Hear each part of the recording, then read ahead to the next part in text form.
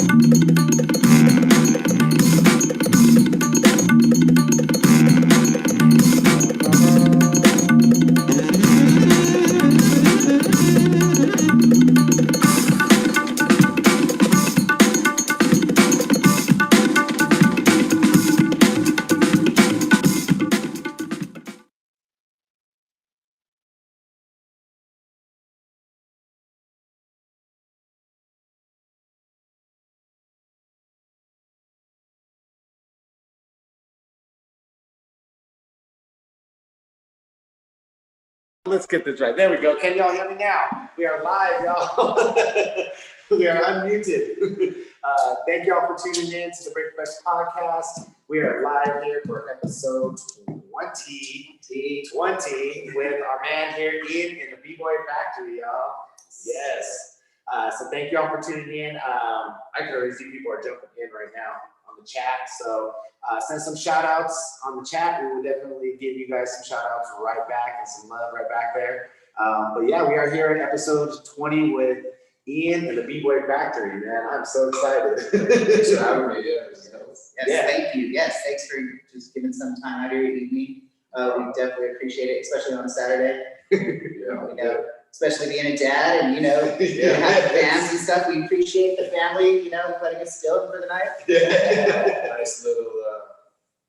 Nice little relief from COVID life. Just being stuck at home. Yes. Anyway, it's kind of my normal routine.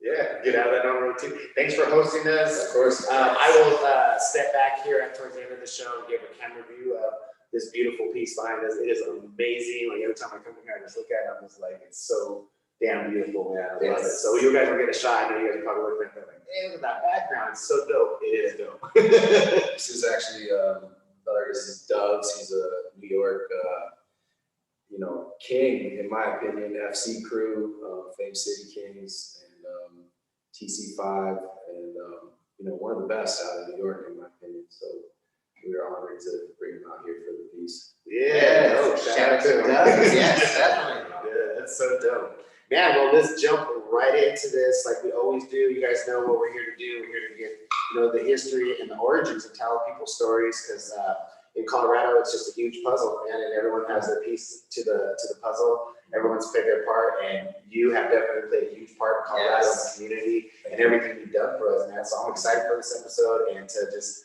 get your history as well. So how we always start is, man, your first experience with hip hop, like the first time you've seen it. Wow, the first time I saw hip hop, that's really hard to even like remember. You know, I'm 39, and hip hop was really just a part of my youth. I remember the first CD I ever bought was Arrested Development, and it had that track Tennessee has that like really nice break on it. Yeah. And yeah, you know, I used to rock that CD just like on repeat for hours. I don't know, my first like experience practicing hip hop was definitely graffiti. You know, all my notebooks in middle school and high school just were like covered in letters and stuff, and all the columns. You know, it's like bleeding into my notes and everything. It's just drawing letters, and that was really what was like my first element in terms of like what I was doing in hip hop. Dope. Yeah. Damn, that's so dope, man. Started as graffiti writing, huh? Yeah, I mean, I wasn't out bombing. Yeah, but then you were just, but I loved the art and the style of it. I grew up in Boulder, like nobody was bombing. Like, Yeah, like, yeah. There's no, you don't see graffiti in Boulder, you know. But definitely, I was drawing graffiti in my notebooks and my sketchbooks. That was where your first inspiration of hip hop. Yeah, that's when I really was like considered myself like hip hop. You know? Yeah, I knew I was like doing it. yeah, you know? yeah. That's dope. Yeah. That was probably mid 90s, 90, maybe 94, 95. I started writing graffiti. That was kind of like before I started breaking. I think I started breaking maybe 97, 98. Yeah. Dope, man. That's so dope, man. Yeah. That's crazy. I think Dash has a kind of that same history too of just starting as in graffiti, you know, started to write first. That's dope, man. Sure. When and where was the first time you seen B-Boy and breaking and, you know, that part of it? You know, I remember the Olympics, you know, the opening ceremonies in front of like President Reagan and stuff. Like, I remember seeing that, but I don't think I really understood or knew it was relevant to me in any way. Yeah. First time I kind of saw breaking as something that I might do was actually on a date in high school. I went out with a girl and she took me to Dance West on Pearl Street in Boulder. And, you know, it was like big glass windows right on Pearl Street, so everyone was walking up and down on Pearl Street, and Kevin O'Keefe, KO, was teaching a dance class, and you know, I was just out with a girl. I didn't realize that the dance itself was going to impact me so much. Yeah, and you know, I met Doug Bruner in that Bboy Straws, Dudley Styles, you know, affiliated crew is kind of one of his more known crews in Colorado. But before affiliated, we were Natural Flavor, which was KO, Doug, and I, and another guy, Atlas, Shane, who's not in the scene anymore. But you know, there weren't a lot of B-boys in Boulder, so it was just like a very small little group of us. And yeah, I think that was about 98. You know, nothing really ever happened with the girl, so I stuck with breaking. Yeah. Dude, that's so dope, man. I know KO had talked about history too, and that's so dope that there's that history there, you know. And what a dope way to find hip hop, and like, you know, I'm out on a date, you know what? She's gone, I'll take hip hop.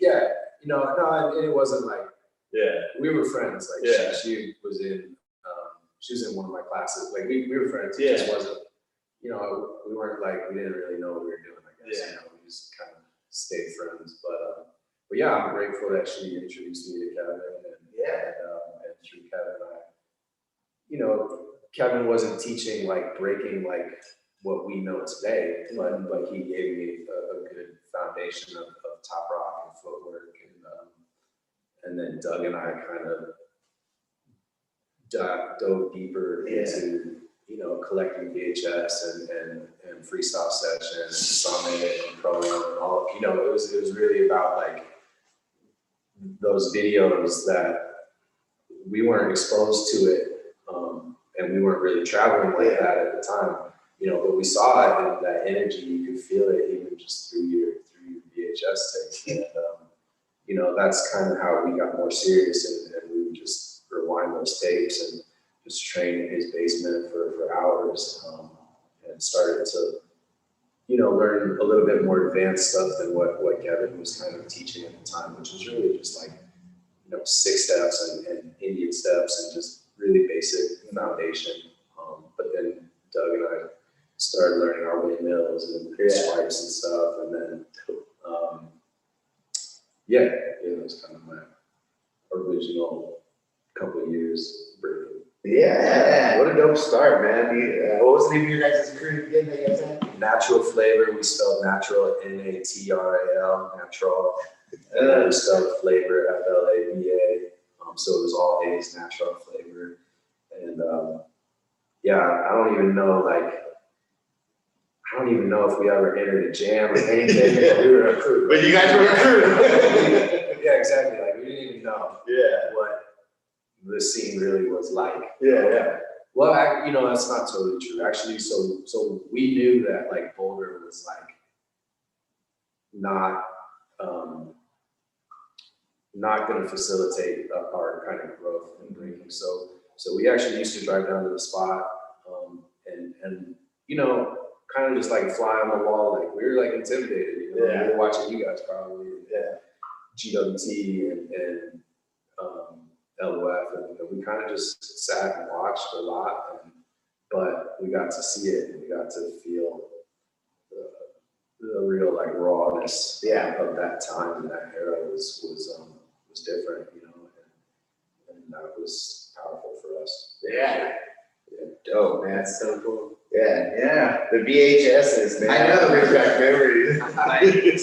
Still got a bunch of them. Do you? Oh, that's so dope. That's the pre-YouTube days where people had to like literally hand you a VHS and like, check this out. And we just rewind it and rewind it and be like, all right, what's his hand doing? What's his foot doing? You know, like really breaking it down, trying to figure out moves. And you know, like being a teacher today and having this facility and stuff was like relating how breaking was pre-YouTube and like breaking studios. Like, the Bboy Factory didn't exist, you know, there weren't breaking studios. There were studios that had a breaking teacher, but there weren't breaking studios. And today it's just like the amount of material online and all the online courses and all the resources that students have today. It's just such a different time compared to like, a couple white boys in Boulder, like rewinding VHS tapes, trying to like figure it out, you know. It's different. What a great time to come from. Seriously. So where did dance go with you from there after that? So I was kind of really serious hockey player in high school. Oh, dope. And that was really like my goal was to play collegiate level ice hockey.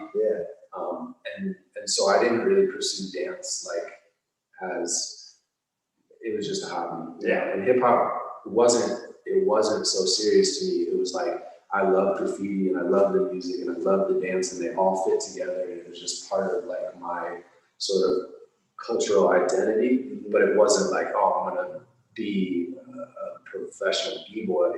I had no idea that was even gonna be a possibility.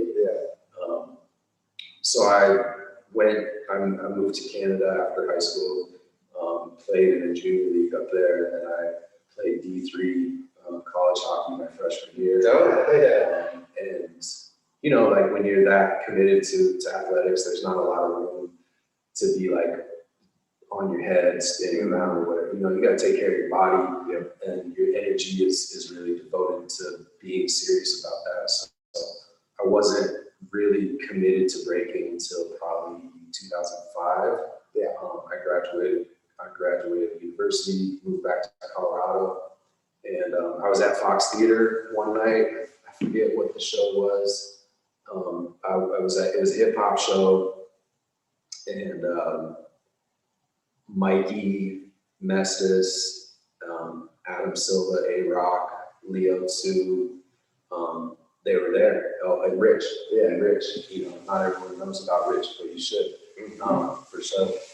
And they were ciphering in Fox Theater, and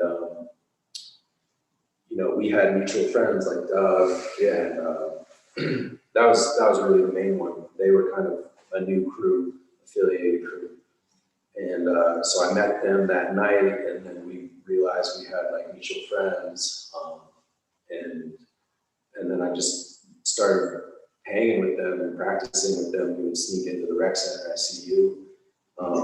You know, we'd go in the exit when people came out, and exactly, classic. You know, and that's Colorado like history right there. Like, so many people of my generation like really came up in that rec center, and yeah, Rich and like all the Street Styles crew, and a lot of the people that came up under Kovacs, and a lot of them aren't even around anymore, but that gym was a major training spot, and there would be, you know, 30, 40 people there, training, and it was late, you know, we would start at like 9 o'clock and go till like midnight, when the gym closed, and you know, if I'm here till 9 now, like I'm really grumpy. We won't be here till 9, bro. I think it's just like, it's crazy, like, you know, and Breakin's youth driven like that, and their kids are like that. But yeah, we would sneak into the rec center, and I would train there for probably like 3 or 4 years of really being in that Boulder scene there. Got down. Actually, I was the first person down the Street Styles after Mikey and Adam and Leo formed Street Styles. I was the first person they put down, and then so from there, like, you know, I had already been breaking for maybe 10 years, but my skills weren't like developed. Like, hadn't been serious for 10 years, you know. But I recognized that I had a passion for it and that I wanted to get really good at it. And at the same time, like, breaking became really important to me, but I didn't really have a direction in terms of like career. I had a university degree, but I was just working in a factory. I was working in a tea factory, pouring bottles of tea. And I knew that's not what I wanted to really be doing. So I decided to move out to Korea for a couple of years to teach English, because the money was really good. And I had the credentials to do that, but also like a lot of the B-boys in the mid-2000s that I was looking up to were Korean, and specifically like Rivers crew, Born, Physics. Wow. I was really looking up to those Korean B-boys of the mid-2000s. That was like the golden era of Korean B-boy. Power monsters. Yeah, but also just like innovative in other ways too. And Korea, as a country, has a strong dance like scene beyond breaking. Like, they are strong dancers, so that's part of the reason they excel so much at breaking. And they're disciplined, and just that culture is very disciplined. But so I moved to Korea in 2008 to teach English, but at the same time I was taking class like weekly with like Born, Physics. I was training with like a lesser known crew, Soul Kings, but really dope underground B-boys. And in Korea, like, I saw studios that were breaking studios and like crew studios. And I saw, TIP studio, Rivers studio, Jinjo studio, Gambler studio. One of the first gyms I went to in Korea was at Gambler studio. And I was in the subway, lost, and looking at this Korean map, like not able to read any of it.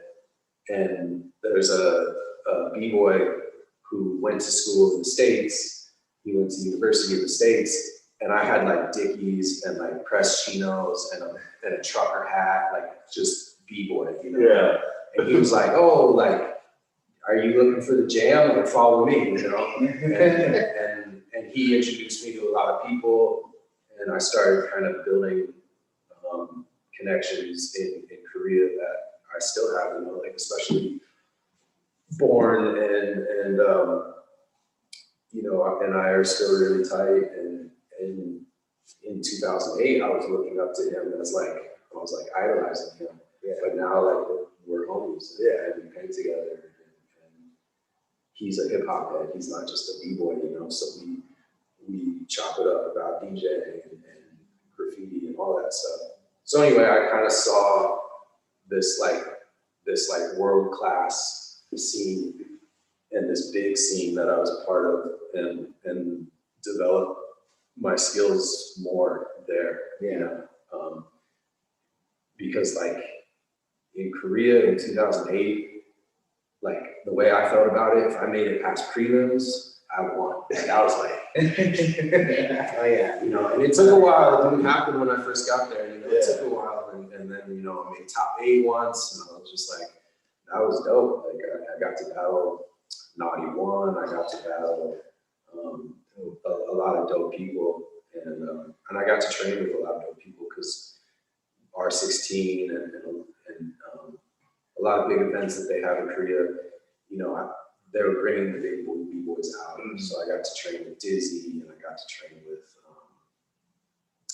Atta from the Ghost Crew, and you know, I just like being in Colorado, like our scene is kind of a little bit isolated, and we didn't really get a lot of the big name b-boys here for a long time. I felt like, so that was really where I saw that level and kind of witnessed that, and started thinking like that this might be something I wanted to bring back to Colorado. Yeah. From there, I went to Cambodia to Tiny Toons, which is a nonprofit organization, and they use hip hop to like incentivize a more traditional education. So like if you take a math class, then you get a credit for like a Breakin class. Oh, or if you complete like a computer class, you get to take a graffiti class. That's so like cool. you have to complete, you know, you have to complete your education in a traditional subject to be able to take like a hip hop class. So what a cool concept. So I was there for 6 months as a volunteer. I'd saved up a bunch of money in Korea. It's really cheap in Cambodia, so I taught English, and I taught Breakin, and I taught graffiti for 6 months. Oh wow. That's awesome. That was 2011, and then I moved back to Colorado and opened up the B-Boy Factory in 2012. Wow, dude. So travels, bro. That's right. I never got a chance to actually hear those stories. I just knew that you went out to Korea. And the Tiny Toons, I've seen some of the video of it, and I'm just like, wow, so amazing. And that's just got to be like life-changing to have experienced 2 different countries and 2 different scenes and be a part of them. Like, Yeah, that's amazing. like Cambodia, like the scene pretty much is Tiny Toons and what they organize, and maybe it's changed. That was almost 10 years ago now, but definitely like Korea was like, it was a whole different world from the breaking scene in Colorado. Yeah. And not to like diss Colorado, but the level that I was like in the scene in Korea was just like, it really made me evolve, and you know, and my own skills. Like I'm a pretty traditional teacher. Like I teach foundation, because like I saw that that's how the Koreans got so good. You know, it's like when you go to practice, you know, they weren't messing around, and they were just drilling foundation, you know, until they got really good, and then they, you know, I don't think Koreans are the most creative b-boys. Like they're just strong, they're just solid, you know, and just seeing that, you know, it really made me feel that we could do better here, and it made me feel like we needed to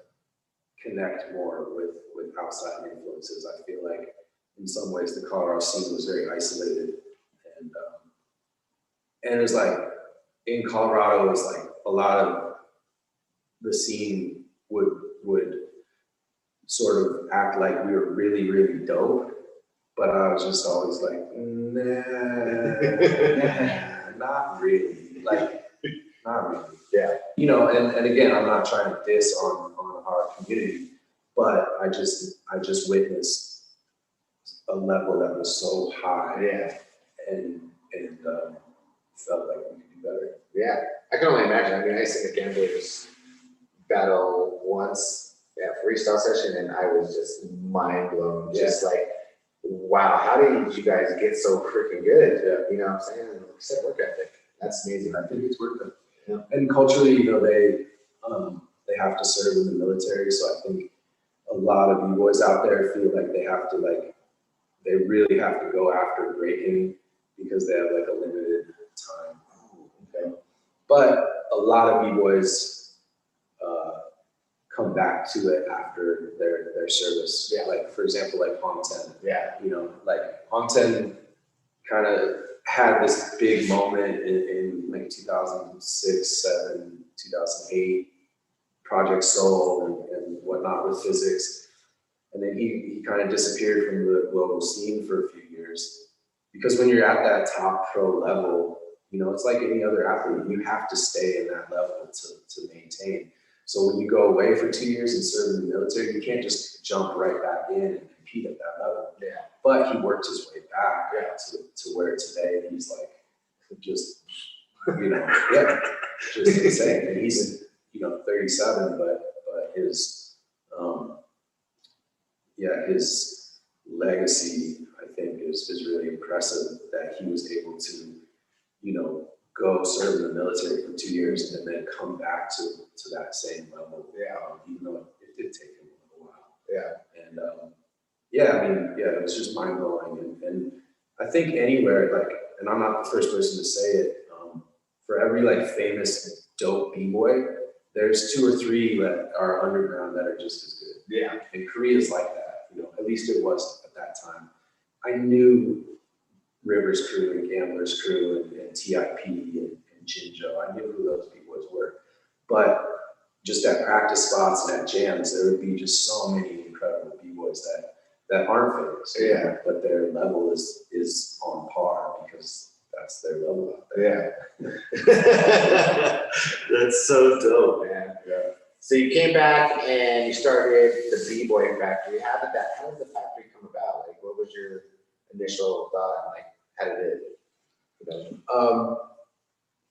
So I knew I was a good teacher because I taught English for many years, and I think teaching is its own skill separate from breaking. Like, you have to be good at teaching, and the subject matter isn't necessarily what makes you a good teacher. It's really understanding how to work with students, understanding developmentally how students, progress, and knowing how to manage time in a classroom and all those things were skills I had developed outside of breaking.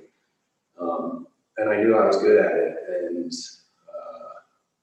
I also really was in love with breaking at that time and wanted to kind of connect the two. Also, I had just made a lot of contacts in the world of breaking, and my concept for the B-Boy Factory, my mission for the B-Boy Factory has always been from 2012 to today. It's always been to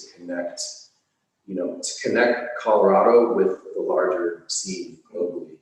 So from the beginning, I've always been bringing people here to teach and to inspire our own community. So like a lot of the success that my students have had, yes, I've spent hundreds of hours teaching these kids and training these kids. But, if we want to talk about like B-Boy Run, right? Who's now Renegade's crew, one of the most famous US crews ever.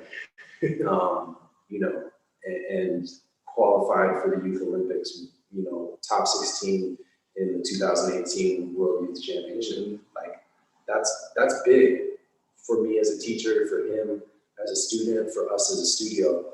But it's not my success, and it's not just his success. He studied with, everybody you could imagine. He studied with Why Not, and Wiggles, and Moy, and Remind, and Venom and Thesis and Nasty Bray and Born and Menno and McGeen and on and on and on. I mean, if you look at the list of people that have taught here, you know, it's 50, 60 names deep of like the biggest names in breaking. Ken Swift, Alien Ness, Asia One, Ivan, who basically lived in the studio for years. You know, Rob Maskey lived with me for years. And so like the connections I have made living in Korea and the connections I have made being outside of Colorado helped me bring those influences here to the studio. That's always been my goal, is to be this sort of bridge between Colorado and what's happening in the world. Because like I said, I felt like Colorado's been kind of isolated, and I felt like we needed to be witness to like what the industry standard is outside of Colorado. Yeah, you know, and to bring that here was always my mission, to connect us with outside B-boys that are, you know, top tier. Man, you have done it, man. Hats off for that one, for sure. Yeah, just the list that you have named to people is just impressive, you know. And I mean, we all know Run's just ridiculous, man, and for that's good, man. You need to just like give so much respect to everyone, and you know, say, hey, man, it took a village to get this kid to where he's at. You know, and Run is kind of a natural. Yeah. He was very gifted. Not to take anything away from him, he worked his ass off. Yeah. Kid was in the studio 20, 30 hours a week for, you know, as soon as he got his driver's license, he was like living here. Yeah. You know, and Ryan too. Yeah. And I tell people, like, you know, some people are going to have success early on because they have that natural gift. I didn't have that. I still have only won like 2 jams in my life and never had like a real competitive success in that sense. But I have a career in dance, and it took me 20 years to get there. Yeah, you know, so where someone like Ron can like do it in a couple of years, his best friend Ryan, you know, it took him 10 years to get to where it took Ron a couple of years, but he stuck with it, and now he's a beast. Oh, Ryan is amazing. He's a monster. You know, and he's a technical monster. Like, he has pretty much every power move and every variation of every power move except for like air power, which he's getting really good at. You know, and his footwork is, in my opinion, and I'm biased, is probably the strongest in Colorado. Like, his footwork is just technically, and I'm talking about form when I'm saying like his footwork is good. It's not that other people aren't creative or don't have patterns or can't execute or battle or whatever. I'm just saying, like, when you understand the form of the moves, he's perfected it, you know. Maybe not completely, but he's just incredible, you know. And I have some new generations of students that are coming up, and you know, it takes a lot of people to build that culture here in the studio, and even just like having open practices, you know, like Run was around Cruz and Dash and Surge and you know, Data and lots of Bowser, and a lot of people that used to practice here, you know, pushed him, and we battled him here in the studio, and it takes a lot of exposure to get a student to that level. Yeah, I mean, and not just him, he took the whole scene too. I mean, anyone who took the class has gained a huge knowledge. I mean, I see the pictures that you have over there, you know, like it's just huge, man. Like, great stuff. Yeah, and that's one thing that I hope we can continue to do better on, because for a while, like, you know, we would throw workshops and a lot of people would come, and then it's been hard in the last few years. A lot of people, and there's something about hip hop and like this idea of like creating your own style, and that's important. Like, when I look at this graffiti piece, like, it doesn't say Doves, but I know it's Doves. you know, because he has his style and we can see his style in the letters.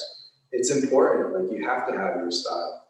And, but at the same time, you know, like the way that people get really good is by surrounding themselves with people that are really good, you know, and so yeah, I really hope that in the future, like that culture of supporting workshops and taking workshops and being students, you know, I'm still a student. I'm gonna be 40 later this year. Yeah. But when Mr. Wiggles comes to Pboy Factory, I'm here sweating my ass off. You know what I'm saying? And you know, I think that will really continue to be important, you know, for all of us in Colorado is to like be humble enough to like attend other people's classes and to like pay attention and to not just think that like because you do well in Colorado that you're really that good, because the level here is not world class. And we see it all the time. And like for as long as I've been a B-boy in Colorado B-boys go out of state and don't do very well. You know, and that's not everybody. And there's been people that have had success. But there's this like culture of like, let's have our Colorado scene and like, let's kill it here in Colorado and dominate the Colorado scene. And like, that's like enough for people. Yeah. But for me, that's not enough. It doesn't help you. There's so much more out there. There's so much, it's a world, you know, it's a whole world out there. And I want us to be at that level. And to be at that level, you have to surround yourself with people at that level. Yeah. Dope, man. I love it.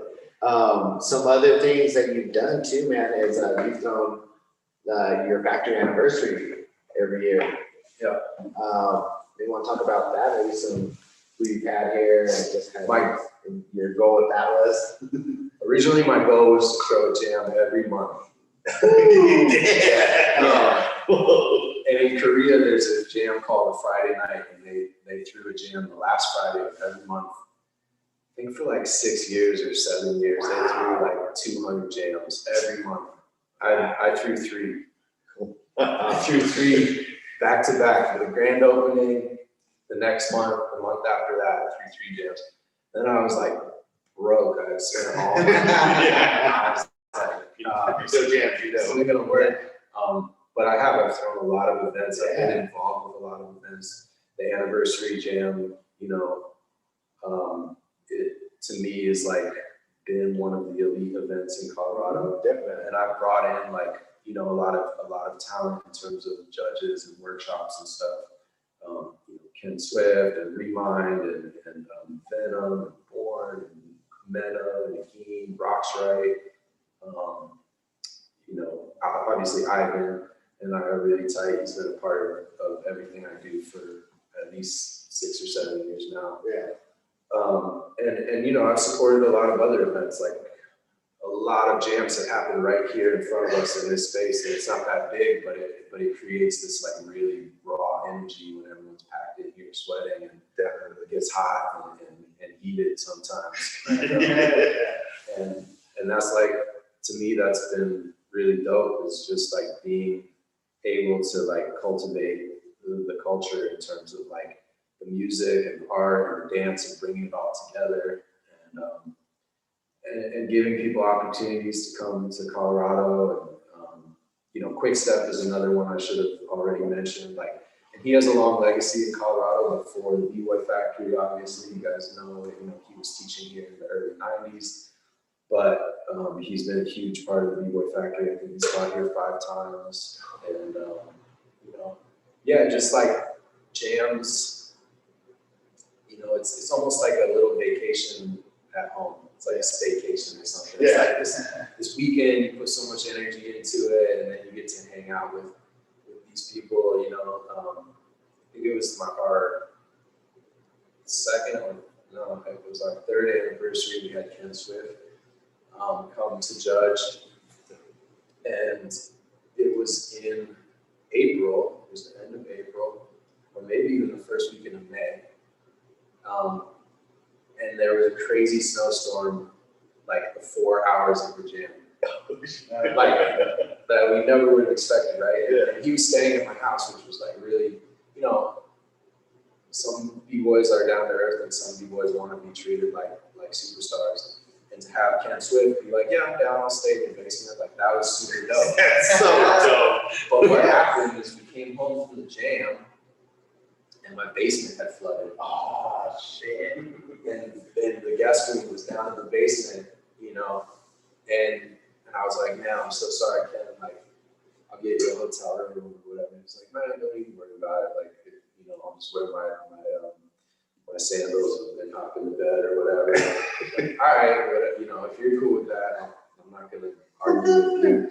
Oh, yeah. But, you know, and then on the way home, you know, he was like, oh, let's stop at the LQ.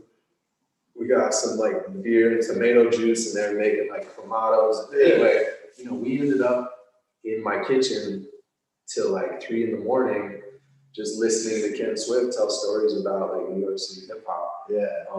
And so like those moments are what stick with me. Personally, like the most rewarding part of the jam is not the jam, but it's like behind the scenes. Yeah. And it's the connections you make with people, the conversations you have with people, and the after party and all that stuff. You know, for me as a promoter and an organizer, the jam is work. You know, but then afterwards, like I get to hang out and I get to have fun and enjoy it. And same thing with events here. You know, when I can provide the space and somebody else does the work, like that's always a lot of fun too. Yeah.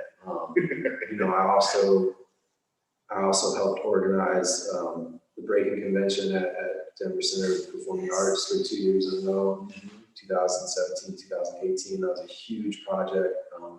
You know, we brought tons of international dancers to Colorado, as well as promoted and gave opportunities to local dancers to dance on stage at the BBOY Theater, which is the marquee theater in Denver. It is. You know? And for my students to dance on that stage, but also just to like see our community on that stage was a huge achievement for me and a huge,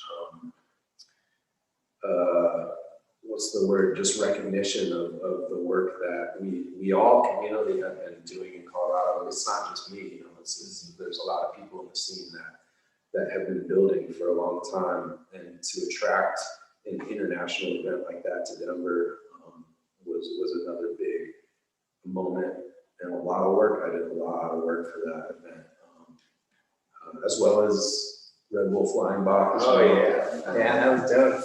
Yeah. So I was also on the promo team for Red Bull and have done a lot of work for Red Bull in Denver over the years. I've helped organize the BC ones that have happened here in Colorado.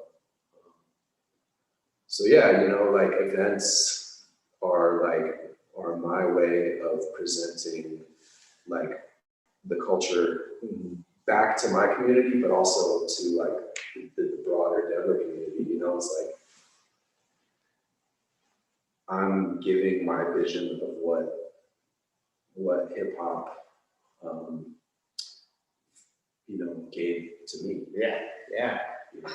That's so dope. Yeah. And like we started throwing jams like a year ago, and we just understand barely how much work it takes, you know, and commend you on how long you've been putting in the work. You know, that's just insane to think about. Like, you know, you've been able to provide people spaces to build relationships and create and get down to, you know, so it's really big, you know, that you're able to open the door in such a big way for a lot of people.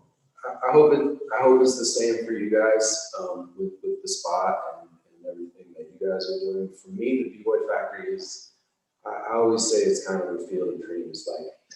Like if you build it, they'll come, you know, and so it's like, it is a lot of work. I'm not going to diminish that or lie about it. It's a ton of work. But when you provide the space for things to happen, you know, they happen, you know, or you're creating a magnet and letting that space kind of fulfill its destiny in a way. So, you know, the way that I have brought people to Colorado was like, yes, I made a lot of connections, like in Korea, like I was saying, but also like a lot of people have hit me up and have heard about Pboy Factory or seen what we're doing at Pboy Factory and have wanted to be a part of it. You know, the story I always tell is like, I think it was 2013, I've been open for maybe about a year. And the phone rang here in the studio. We used to have a landline. And Pboy Factory, this is Ian. My name is Ivan, and I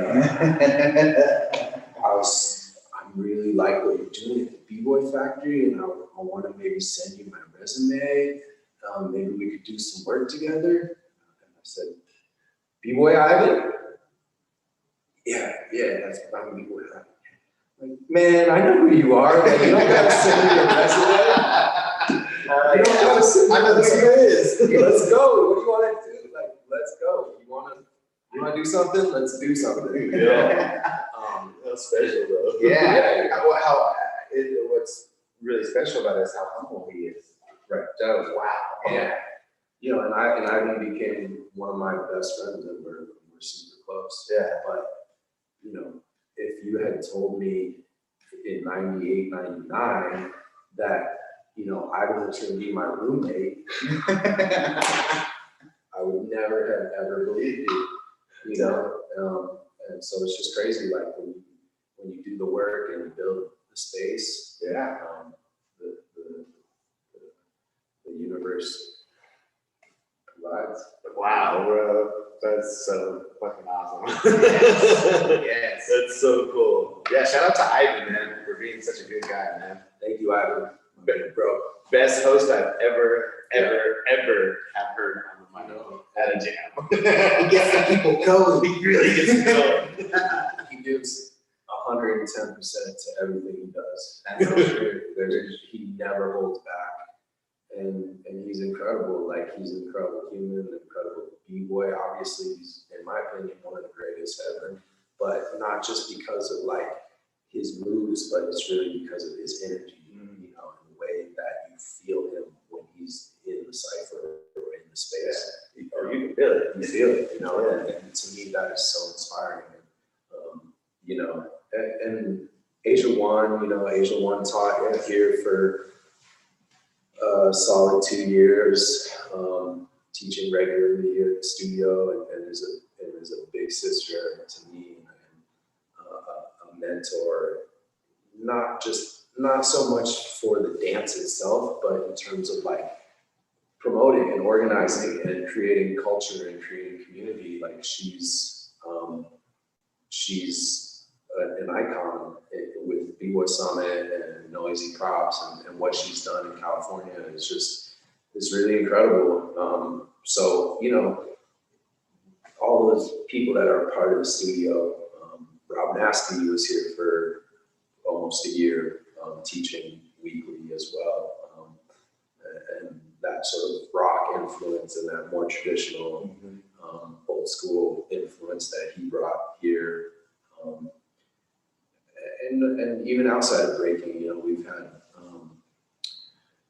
Randy Harris was a resident for 3 years. He taught here for 3 years weekly, huge name in the house. And we've had Brian Green, and we've had Henry Link, and we've had Moncel, and we've had Salah, and Femme Fatale, and like, you know, it's not even just about breaking, but it's like having a space that isn't a traditional dance studio, and that doesn't present itself as a traditional dance studio, and it's really just a hip hop cultural center that has dance classes.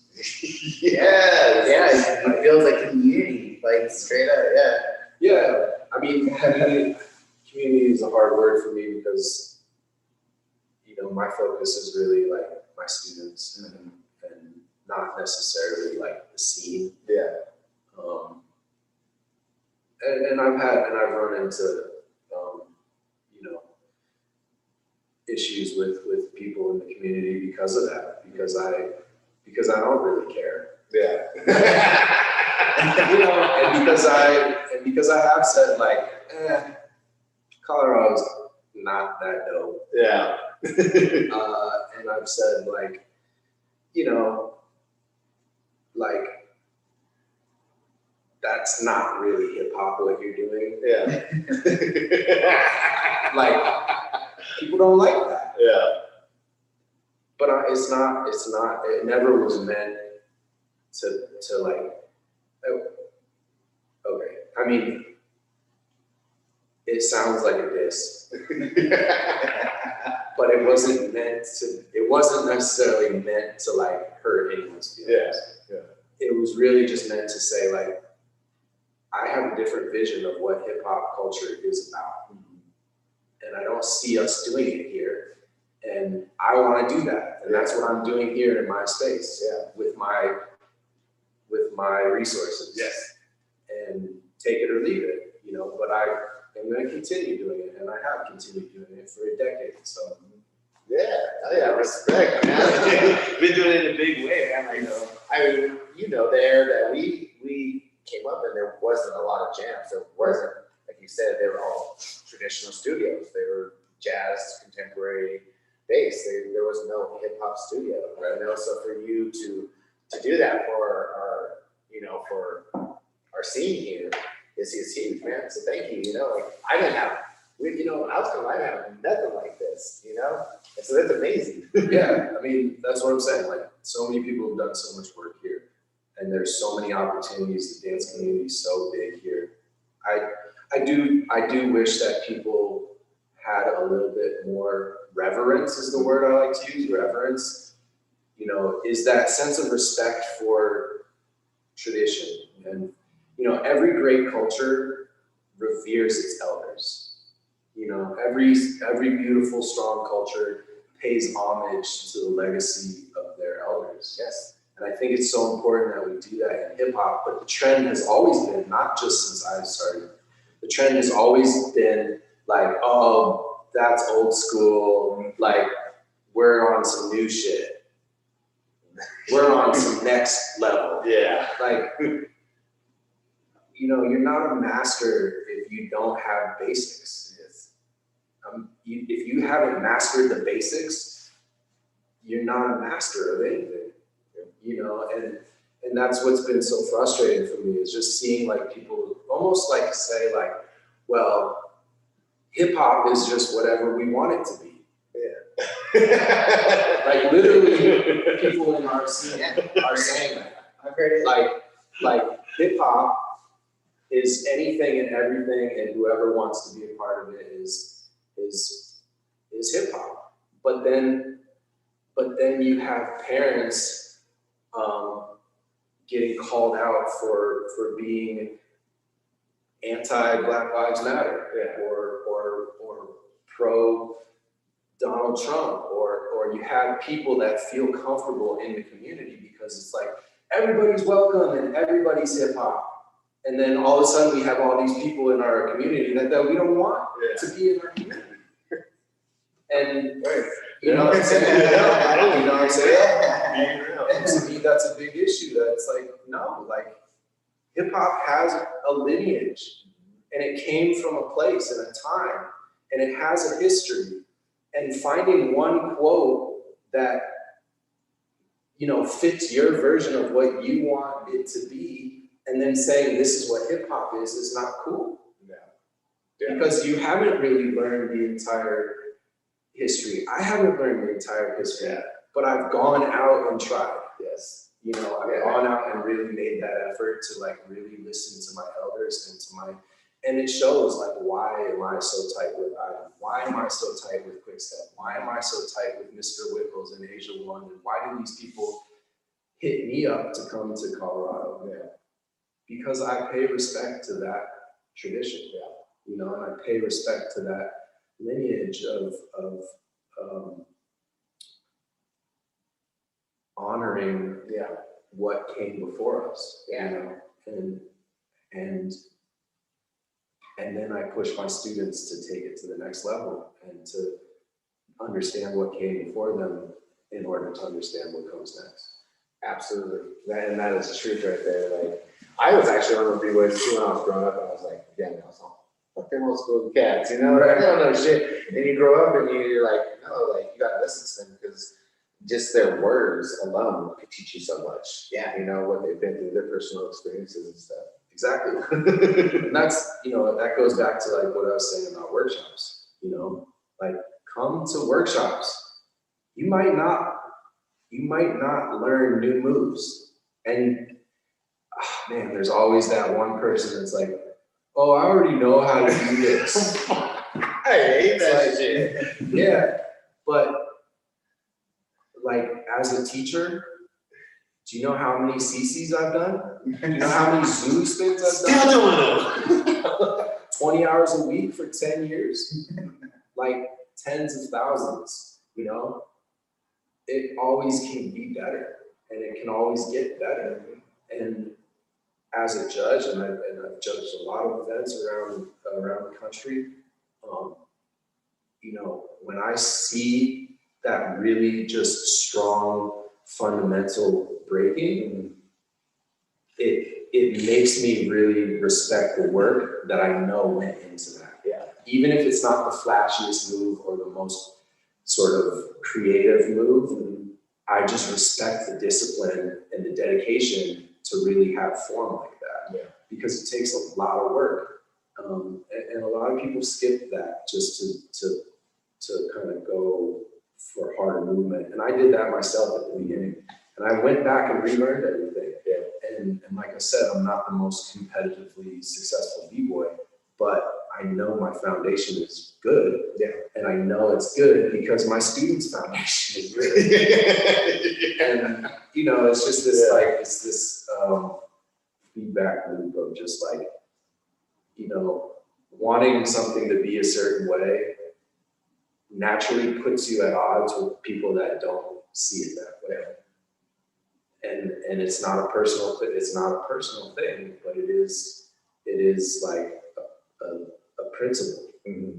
It's a matter of principle that I do have a very strong vision of what hip hop looks like and what culturally how it's supposed to be presented. Yeah. And I wish we saw more of that. Yeah. And props to you guys for bringing back your crew and for making an effort to hold down the events because, before we started airing, I was saying like, I don't know how long I'm going to be doing this for. I'm not going to do this forever.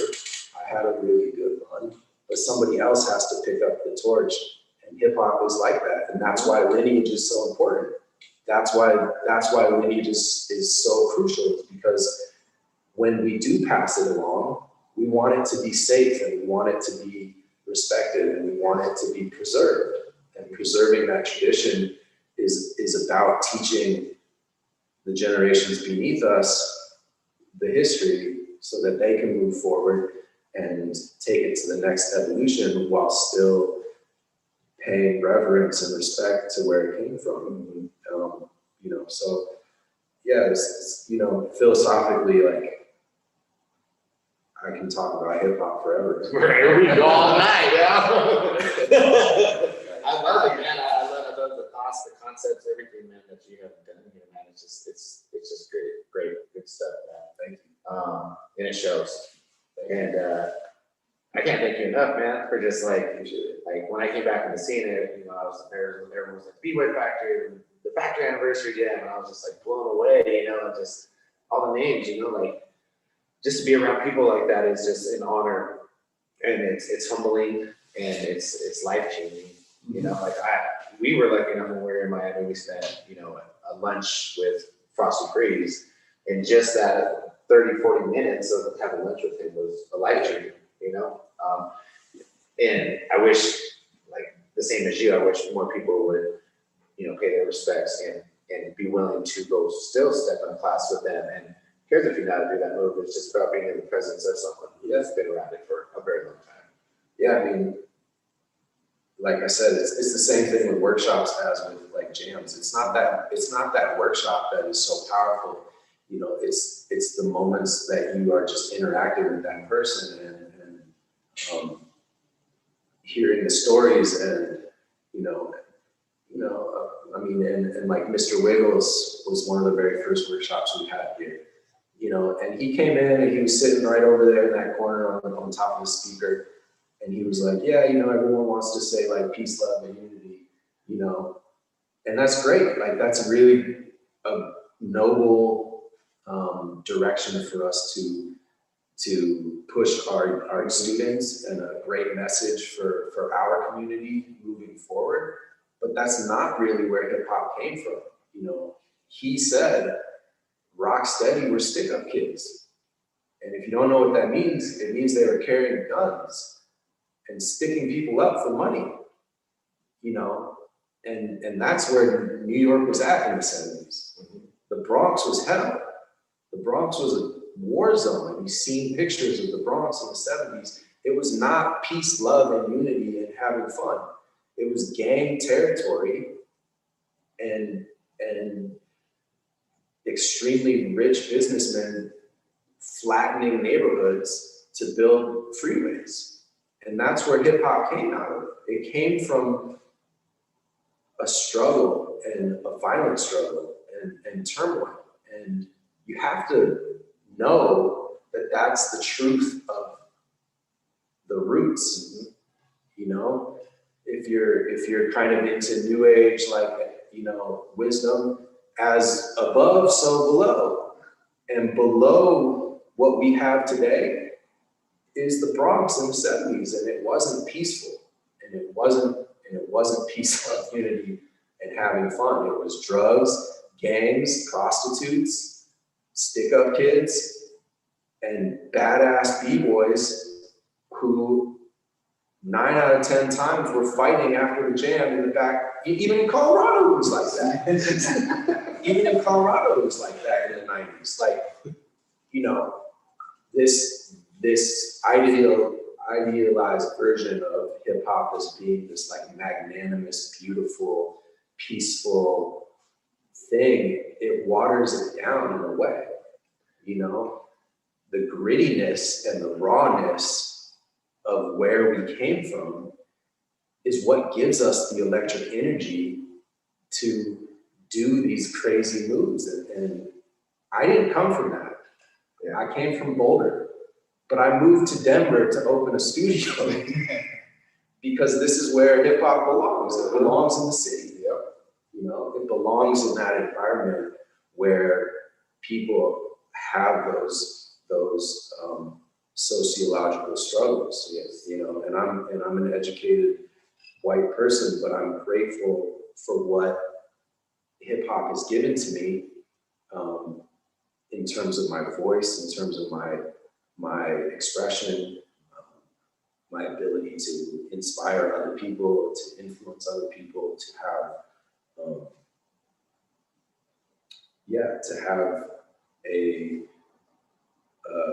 role in molding future generations of humans, not even just dancers, but to be a mentor, to be a role model, and to be honest with people, and not to sugarcoat things, and not to say like it is something different than what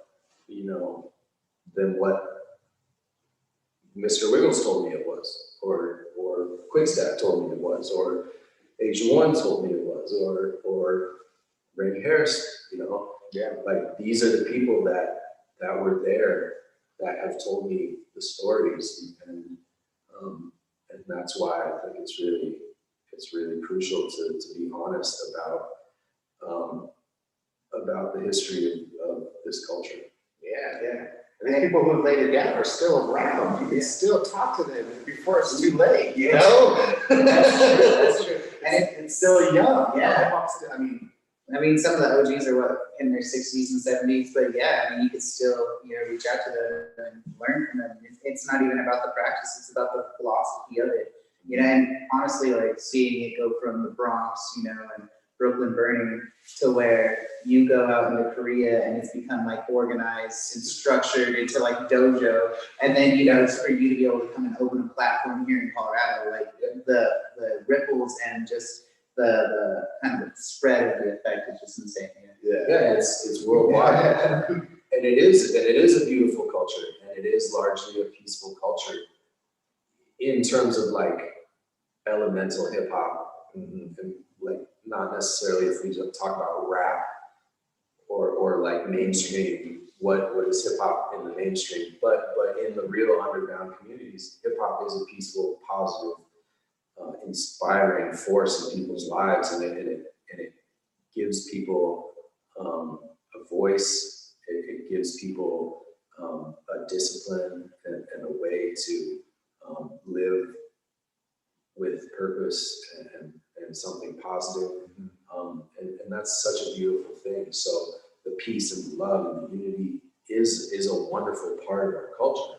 And that's really, I want to make sure people understand that's not what I'm saying. Like, I love that about hip hop, and I love the diversity in our communities, and the welcoming nature of hip hop. And I love all of that, but when we teach, when we are educators, when we open facilities and take it upon ourselves to pass along the story, it's really important to be honest about our knowledge and whether we really are limited in that knowledge, whether we are telling the story that we want to tell, or whether we are telling the story that really came from those that came before us. And education is a sacred field, right? It's a really sacred task that we have given ourselves, and it's not to be taken lightly. Like, you can have huge influence on people's lives, good or bad, and I want my lineage to be, really healthy, successful people, not B-boys. And if they're dope B-boys, that's great. And I'm so proud of my students that excel in breaking, but I'm proud of all my students. Not everybody that came to the B-Boy Factory is still breaking, but I know a lot of them are doing really well in college or doing really well in athletics or whatever. And that's important, is that we treat our youth and our students with honesty and respect and and care for people that give us. When a parent drops their kid off with you, that's a huge honor. That's a huge privilege for you to take care of somebody's child. It's really important that we take it seriously. Yes, absolutely. Appreciate that, man. Yeah. Message! So for the B-Boy Factory, you got anything coming up or what's going on? I know we talked about it a few weeks ago. I'm kind of, it's so hard to know right now with COVID and what other things are going to be at. I had, it was heartbreaking. I had just an epic event planned last year. And I say that like already really proud of the B-Boy Factory anniversary and the events I've thrown in the past. Like, I was just going bigger and above anything I had ever done in terms of the budget, in terms of the venue, the talent. We had DJ Newmark from Jurassic 5 lined up. We had the Seawell Ballroom at the Denver Center of Performing Arts lined up. Like, and just the amount of time in my own personal work, the amount of time I had put into that event was just massive compared to anything I'd ever done before. And to have that canceled was really personally very, very hard for me. It was kind of heartbreaking. Like, I wanted to present something different than I think Colorado's ever seen, and really different than anything that is happening in the B-boy scene. Everyone is very focused on competition right now, and I was trying to do something really different and really accessible to everyone, not just competitors, and something that celebrated visual art, graffiti, and music, and dance, and brought it all together into something really special. I really want to do that. Yeah. I really want that to happen, but I don't want to put all that work into it again without knowing That can't for certain that it can happen, you know? So this year I'm a little more focused on USA Breaking and some other stuff. And hopefully in maybe 2022, like I can really go all out with my personal vision. And you know, in a way I felt like my event last year was like my personal, like what's the word? Like my manifesto or something. Yeah. Like really what I'm about. Yeah. You know? Yeah. And to not have that opportunity to present that, you know, it was just, it took a wind out of my sail that you know, I don't know where I'm at with events right now. Yeah. I definitely want to have youth events. Mhm. I want my students to be involved and active in competition, performance, whatever. But as a promoter, the amount of work that goes into a big jam it's a lot of work. And I think for me, I want to wait till I know 100% that I can go ahead and do all the work it takes without the risk of it not actually happening. So I'm sure I'll throw some small events this year. Cool. And we are doing USA Breaking, Rocky Mountain Regional. Yeah, do you want to talk about USA Breaking real quick? Yeah, so USA Breaking was formed February 11th of 2020. It's a nonprofit organization. It's a grassroots organization. You know, it's real legitimate B-boys and community organizers like myself who are doing the work required to qualify national representing athletes. So for any international event, you know, that we will have representation officially governed by, you know, a body here in the US. And there's a lot that goes into that that's not really culturally relevant to hip hop, but in terms of like athletics, like you have to have sanctioning, you have to have rules and regulations, you have to have safe sport and background checks and a lot of things that make sports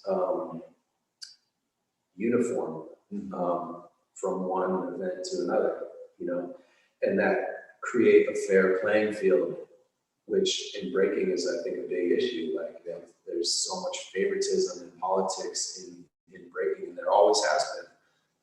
So to create like a really fair playing field for all dancers who want to be dance athletes.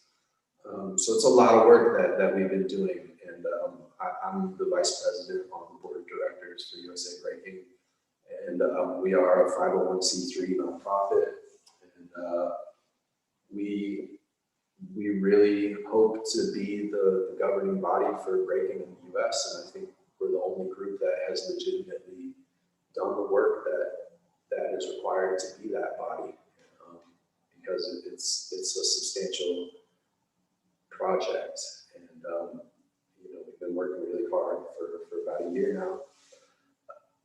So anyway, the Rocky Mountain Regional will be June 4th, and you know, the regional is an opportunity for dancers to collect points towards a national standing and to compete in the nationals, which is later in the summer in Austin, Texas. The guys over at Pboy City, Omar and Romeo, those guys are organizing the nationals in later in July. And there's regionals in California, Minnesota, Washington, DC, Florida. Actually, Florida already happened. Georgia's coming up in a couple weeks, and Texas. So through these regional events, we're going to start qualifying, dancers to represent the USA. If you want to get involved, USABreaking.org. It's breaking without a G, right? USABreaking.org. You can join USA Breaking. It's free until February 8th. After February 8th, there is a membership fee. So, please join us and please join the movement and support us. Personally, like as a hip hop head or whatever, hip hop cat, I never would have said that breaking was a sport, and even to this day, like that doesn't really resonate with me personally. I'm an artist, and hip hop is artistic in its expression and creativity. But breaking is going to be an Olympic event, and breaking is going to be a sport. And that's not something that I can make a decision about or say it should or shouldn't be. It's going to happen. And that's just the way it is. Yeah. Fighting. No, I'm just kidding. So the way I think about it is like, as the country of origin of breaking and of hip hop, let's make sure that it's represented correctly. And let's make sure that it's not just a dance on stage in front of some judges, but that the entire culture is a part of the Olympics or of whatever. Let's make sure that there's graffiti artists getting paid for advertising or creating logos or designing, uniforms. Let's make sure that DJs and MCs are getting paid to license music for our dancers. Let's make sure hip hop is on stage, that the culture is on stage. And that's a hard thing to do because a lot of people that break in more of an athletic way, more of an athletic approach focused on executing hard movements, maybe aren't really that involved with hip hop. Yeah. They're just dancers. Yeah.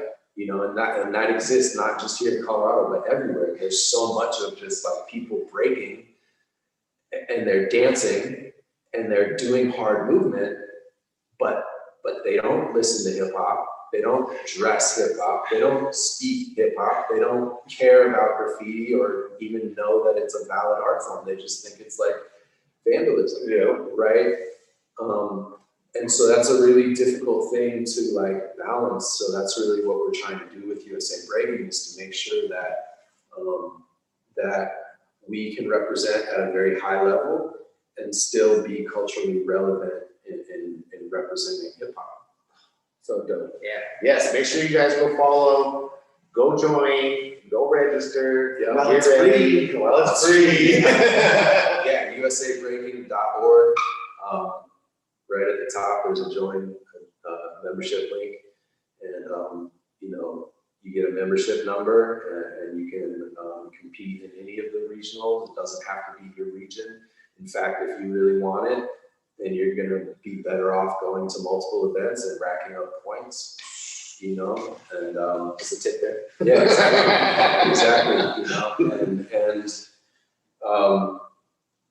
And who knows, like, we don't know who the representatives are going to be from the US. And it might be a famous B-boy, or it might be famous B-boys and B-girls, but also it might be some kid out of the studio that we don't even know who he is yet. It's worth a shot. There's a lot of educators and a lot of studios similar to the B-boy Factory that have, that have really helped this dance evolve in the last decade. And, these international events, they don't happen all the time, so in a few years from now, in 2028, like, that's going to be someone else's opportunity, and the kids that we're teaching, that might be their opportunity, and so this isn't just about us or the board of USA Breaking. It's not about the B-Boy Factory or my students or any of the other students from any of the other studios. You know, this is about, again, it goes back to that idea of legacy. Like, this is something that is going to hopefully continue for decades and be representing for decades. So it's something that we put a lot of care and a lot of work into to really hope that we're doing it right. Oh, so awesome. I'm so excited for the future. I'm excited. When did you say that regional was again here for? June 4th. June 4th, y'all. Yeah. Be prepared. June 4th. You know, and there will be multiple categories. So, you know, the kids can get involved, the adults can get involved.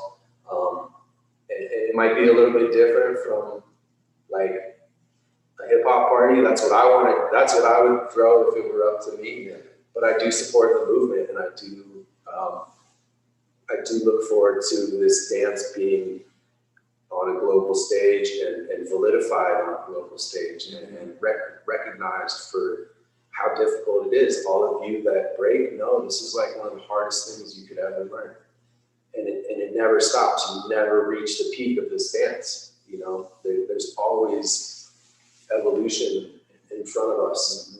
And it's so exciting how much growth we are going to see in the next, you know, few years. It's going to be really something special.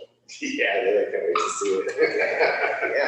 Yeah, like you said, it's 8 years can change, or even 4 years from now, we don't know who's going to be on top, you know. And some breaking lives don't even last 4 years, you know. Right. You become a fad and just be out of some people's lifestyles. And some B-boys aren't going to want to be like athletes.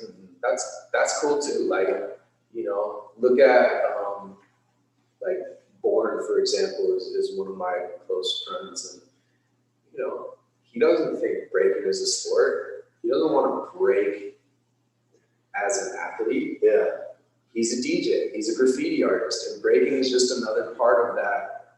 You know, being a b-boy is just a part of being a hip hop, a part of hip hop, and I honor that, and USA Breaking honors that. Yeah. And I'm excited to continue to push the culture on the other end of the spectrum, you know, and breaking doesn't have to just be a straight line or just one way, you know, it can be a spectrum. And on one end you might have sport, and on one end you might have just pure party jams, or just cypher jams. You know, and both are dope, and both are valid, and both are needed. And some might exist in between and be able to live in both worlds. But, you know, I'm over here, I'm on the culture. And that's where I have fun. That's where that's where I enjoy being. For sure, bro. And that's where I have made my closest connections with people, is just like culturally really loving hip hop. And that's, you know, going back to like Korea, like that, like I felt very much an alien in Korea. You know, I'm taller than everyone, I'm tall, I'm white, I'm blonde, blue eyes, like I stuck out for real. Like I stuck out in Korea. Yeah, people looked at me everywhere, you know, but the way that I felt, I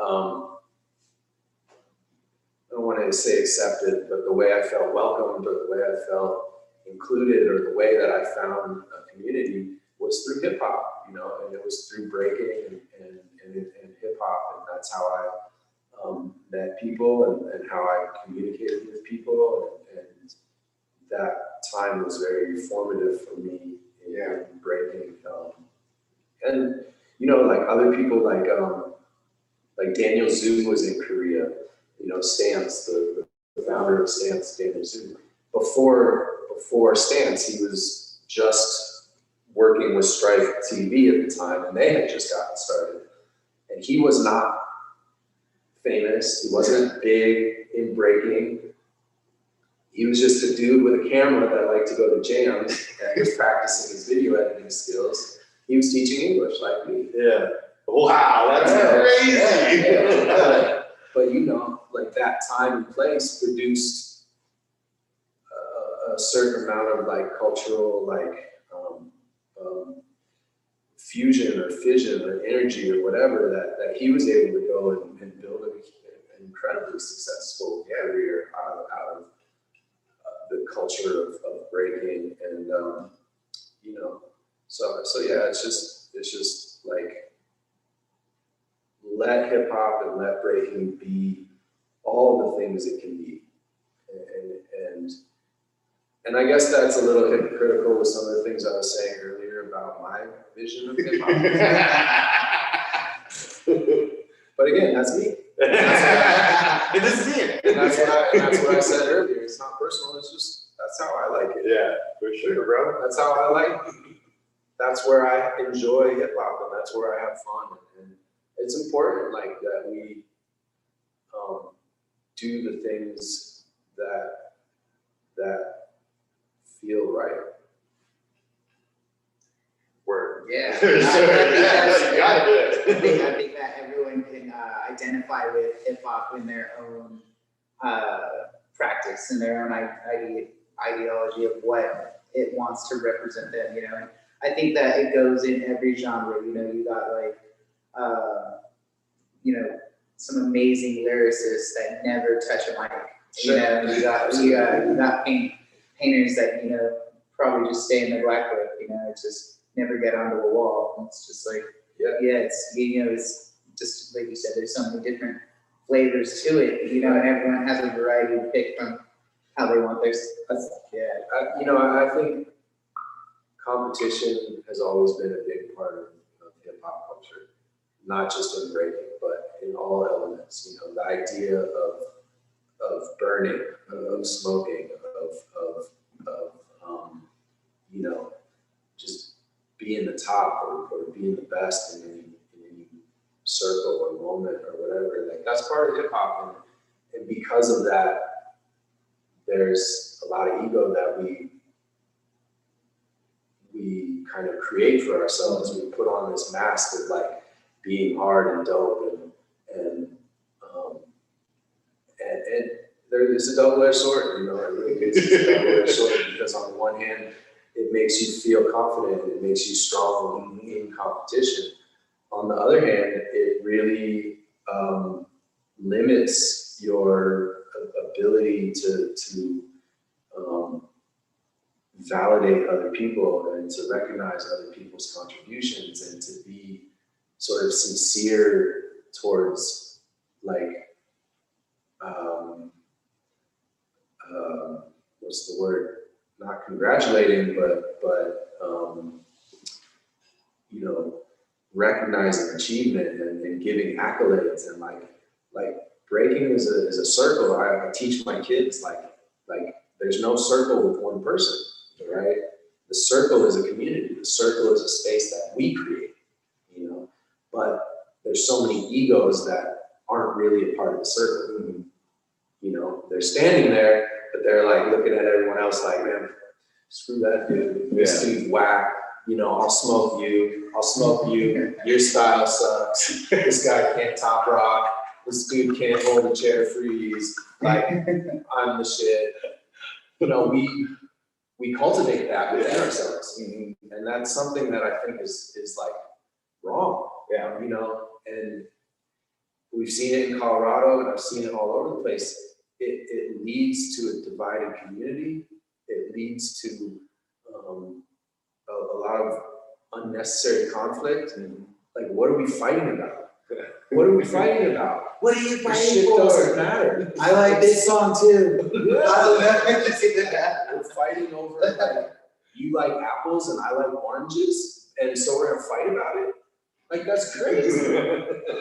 Like, I like flavor and flow and style, and never was a powerhead. I can do power moves. I can do lots of power moves, but I don't really do them when I'm actually just in my own zone, just dancing the way I want to dance. The way you feel. Yeah, you know, And I have been guilty of a lot of these things. You know, this is a 40-year-old man reflecting on 20 years of hip hop and is looking back and saying, man, I wish I hadn't let my ego be such a big part of, you know, and even the B-Boy Factory, like, and even creating this space, like, definitely, there have been moments that I have really, I don't want to say regret, but I could have handled differently. Yeah. Because I was playing that game of, like, you know, of I'm invincible, or I'm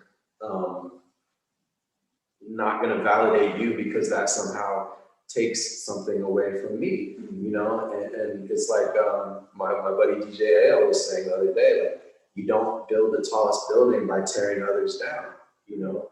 And That's dope. you know, and I think like art is subjective, right? And what one person sees as beautiful might not be beautiful to another person. Yeah. And what one person really believes is like incredible, you know, again, it might not be everyone's cup of tea. And you know, but that doesn't make your taste less valid, or it doesn't make your opinions less valid. It doesn't make your approach less valid. Again, I do think like really having a solid understanding of history and lineage and really paying homage to those things is important. But beyond that, like, everybody's contribution counts and matters. And, you know, when you feel good about yourself and what you're doing, like, don't let that be a reason to think everyone else is whack. Yeah. You know, like, we get so consumed with our own lives. Something else I tell my students all the time, you know, like, when you're standing on the edge of the cipher and you're in the cipher and somebody else is in the middle, very rarely are you like just totally consumed with what that person is doing.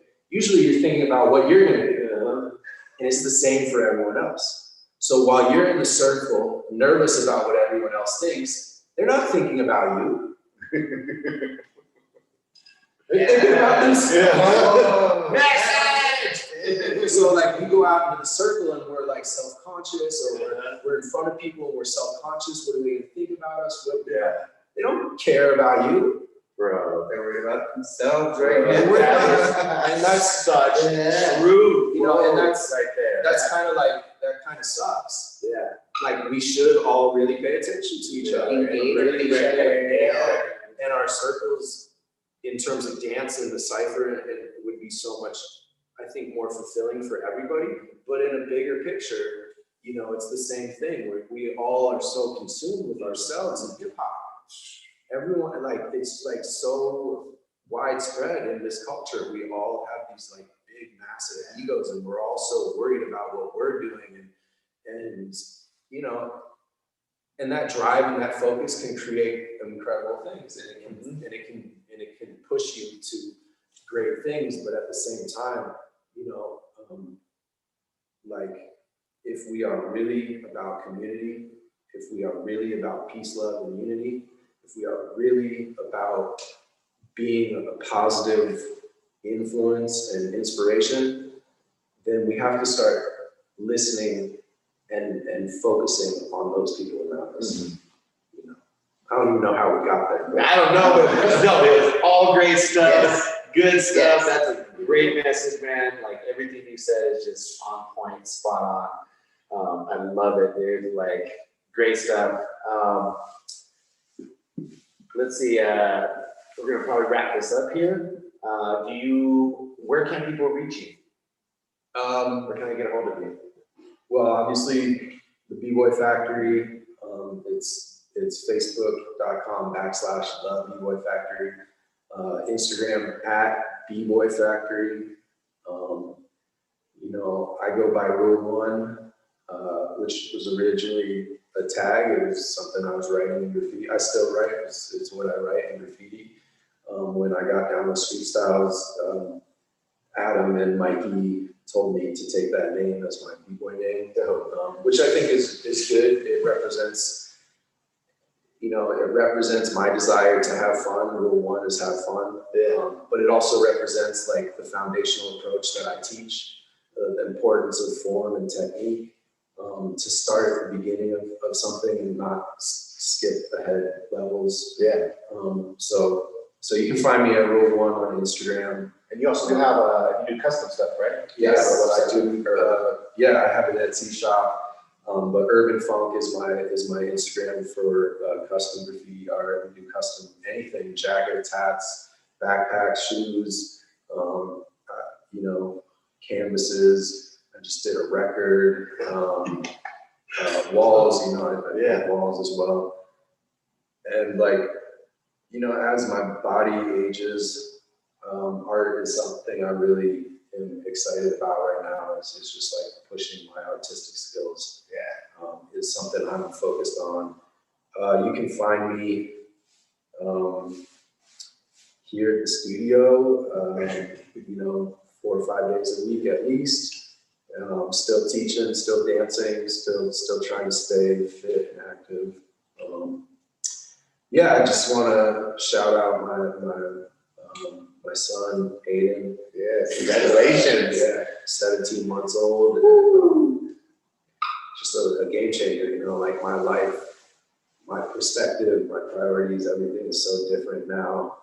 My wife, Alex, really holds me down and has been a huge support for me, and really, you know, she's taken on a lot by being, you know, my wife and being supportive of this space. Is not always easy because it requires a lot of work and it requires a lot of sacrifice. So definitely, you know, shout out my family, my wife and my kid. I love them both so much. My parents, who are still here in Colorado, super supportive as well.